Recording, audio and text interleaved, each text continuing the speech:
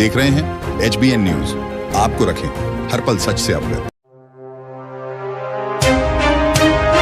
मतलब से प्रेम करता है और जब बात सिंदूर की आती है तो प्रेमिका को जहर दे देता है। जी हाँ, मैं बात कर रहा हूं मध्य प्रदेश के शहडोल के बुढ़हार से। आज बुढ़हार में एक ऐसा मामला हुआ जो बीते 2 दिन पूर्व वह मामला सामने होकर आया।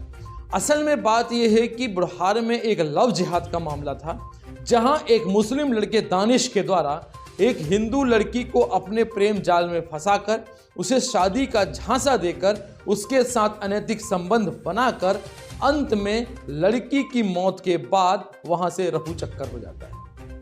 आइए जानते हैं पूरा मामला, और इस मौत का विश्लेषण मैं आपसे करने वाला हूं। जो थाने में रिपोर्ट दर्ज हुई, जो FIR हुई, उसमें 306 का मामला बना और लड़के को जेल पहुंचा दिया गया। पुलिस ने इस मामले को आनन फानन में लेकर बहुत तेजी से इस मामले को दर्ज किया और अपनी जांच परख करते हुए संजय जायसवाल थाना प्रभारी बुढ़हार ने अपनी बुद्धि से, अपने विवेक से इस मामले को कोर्ट तक ले गए और अभी लड़का जेल की सलाखों के पीछे है। आखिर वास्तव में ये मामला क्या है? ये मामला क्या जो दिखता है ये वैसा मामला है या इसके पीछे की कहानी और कुछ भी है? तो लगातार हमारे साथ देखते रहिए हमारा चैनल HBN न्यूज। चैनल को लाइक, सब्सक्राइब और शेयर जरूर करिएगा। हम बताते हैं आपके साथ सच और सच। आइए देखते हैं पूरी खबर क्या है। मध्य प्रदेश के शहडोल जिले में एक हैरान कर देने वाला मामला सामने आया है, जहां एक प्रेमिका ने अपने प्रेमी के सामने खुद की जिंदगी और मौत का ऑप्शन रख दिया। प्रेमिका ने एक हाथ में सिंदूर तो दूसरे हाथ में जहर लेकर उसकी जिंदगी का फैसला करने के लिए कुछ ऐसा कह दिया जिसमें प्रेमी पीछे हट गया। प्रेमी के ना कहने पर उसने जहर खा लिया और उसके सामने तड़प तड़प कर दम तोड़ दिया। प्रेमी अपनी प्रेमिका की मरणासन स्थिति को देखते हुए वहां से भाग खड़ा हुआ। बुढ़हार पुलिस ने प्रेमी मोहम्मद दानिश के खिलाफ मामला दर्ज कर लिया है और उसके ऊपर 306 का मामला दर्ज करके सलाखों के पीछे डाल दिया है। यह घटना किसी फिल्मी कहानी से कम नहीं, परंतु इसकी कहानी का सच क्या है आइए समझते हैं।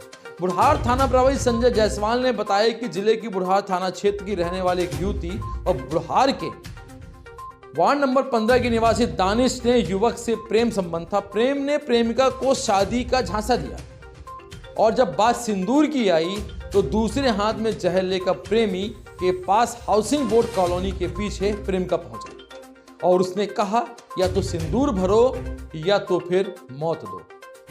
प्रेमी के ना कहने पर लड़की ने जहर खा लिया और लड़की ने वहां पर अपना दम तोड़ दिया। प्रेमी वहां से दम तोड़ने की स्थिति को देखते ही वहां से भाग खड़ा हुआ और अपने दोस्त के घर में लड़की को छोड़कर रफू चक्कर हो गया। ये कैसा प्रेम, ये कैसा मोहब्बत, ये कैसे इश्क और ये कैसा शादी का झांसा देकर लड़की के साथ अनैतिक संबंधों को बनाकर प्रेम को बदनाम करने का खेल। आइए अब समझते हैं पूरा मामला क्या है। असल मामला यह है कि मोहम्मद दानिश जो कि बुढ़हार का निवासी है, बुढ़हार की ही रहने वाली एक लड़की जिसके साथ उसके प्रेम संबंध बने। हिंदू लड़की ने उससे पूछा कि क्या तुम मुझसे शादी करोगे? प्रेमी ने उसको शादी का झांसा देकर उसके साथ अनैतिक संबंध भी बनाया। ये हम नहीं कहते, ये समाज कह रहा है, ये वो लोग कह रहे हैं जो इस घटना को पूरी जानते हैं। यदि संबंध नहीं भी बनाए तो आखिर उसने शादी का झांसा दिया। जानकार सूत्र तो यह भी बताते हैं कि कुछ दिन पूर्व लड़की की मां ने हिंदू संगठनों के कुछ लोगों से संपर्क भी किया था।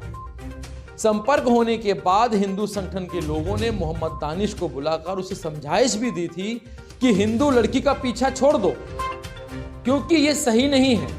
यदि तुम्हें शादी करना है, विवाह करना है तो अपने धर्म, अपने जाति, अपने वंश में करो। आखिर हिंदू लड़की के पीछे क्यों? पर जनाब, ये तो मामला ही लव जिहाद का है।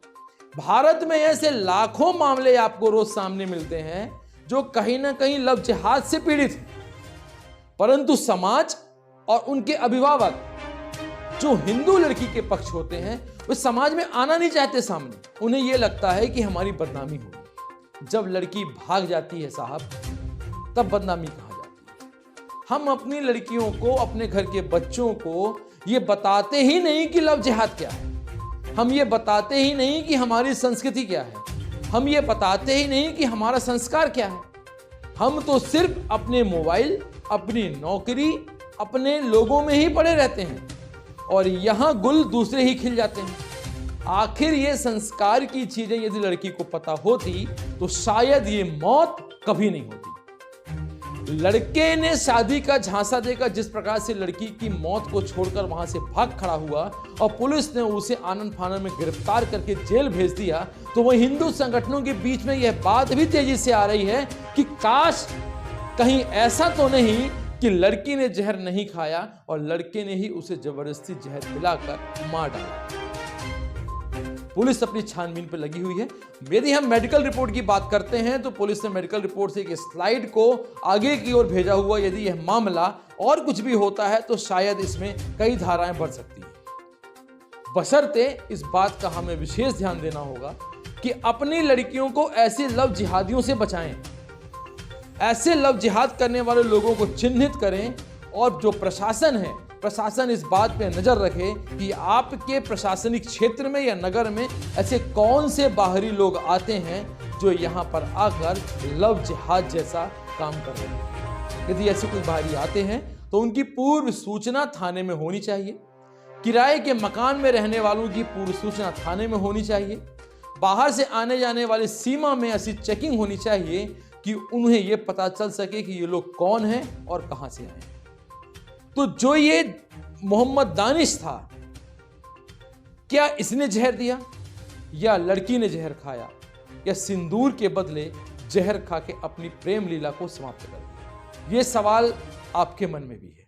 इस सवाल को कैसे सत्यता की परख पे जांच करना है ये आपको भी समझना है, क्योंकि यह बात एक सनातन धर्म की है, यह बात एक हिंदू समाज की है। नमस्कार, जय हिंद, वंदे मातरम।